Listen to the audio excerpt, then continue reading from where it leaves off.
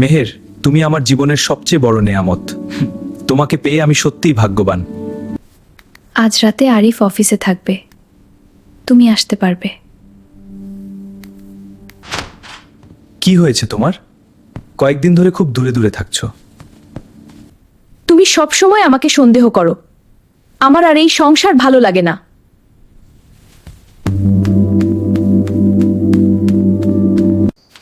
আরিফ কখনো জানতে পারবে না আমি যা করছি সেটা আমার ব্যক্তিগতার। এসব কি? তুমি অন্য একজনের সাথে এভাবে কথা বলছো?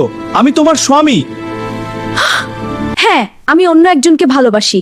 তুমি আমাকে আর সুখ দিতে পারো না। আমি ডিভোর্স চাই। ডিভোর্স? না, তুমি এটা করতে পারো না। আমার সিদ্ধান্ত চূড়ান্ত। ঠিক আছে, তুমি যদি এতটাই চাও তাহলে আমিও তালাক দিতে রাজি। এই সংসার আর চলবে না। আমার জীবনটা শেষ হয়ে গেল, সবকিছু ধ্বংস হয়ে গেল। আমি কি করছি? সংসারটা কি সত্যিই শেষ হয়ে যাবে?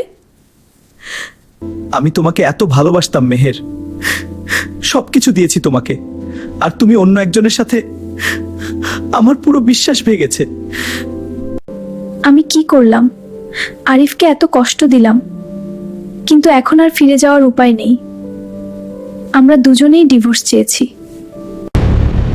কালই আমি ডিভোর্সের কাগজপত্র তৈরি করব। এই সংসার আর চলবে না। ঠিক আছে, তুমি ডিভোর্স দাও। আমিও চাই না এই সংসারে থাকতে। তুমি আমাকে সুখ দিতে পারোনি। কেন এমন হলো? আমি কি সত্যিই সুখী ছিলাম অন্যের সাথে, নাকি সবকিছু ধ্বংস করে দিলাম? আমরা তো এত সুন্দর করে সংসার শুরু করেছিলাম, কিভাবে সব শেষ হয়ে গেল? আল্লাহ, এই সংসারটা যদি শেষ হয়ে যায় তাহলে আমি কিভাবে সামনে নেব?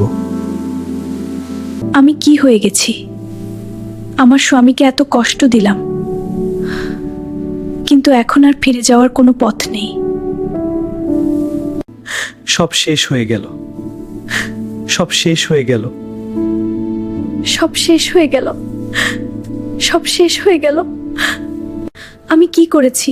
আরিফকে এত কষ্ট দিলাম, সে আমাকে সবকিছু দিয়েছিল, আর আমি তার বিশ্বাস ভেঙে দিলাম।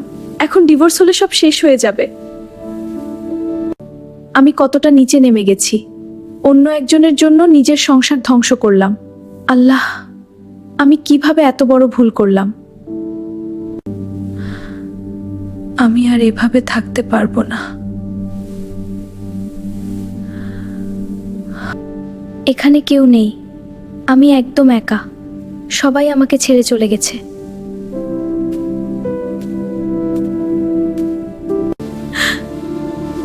না,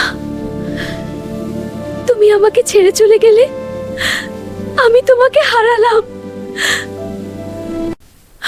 আল্লাহ, আমি যদি ডিভোর্স নিই তাহলে সত্যিই সব শেষ হয়ে যাবে।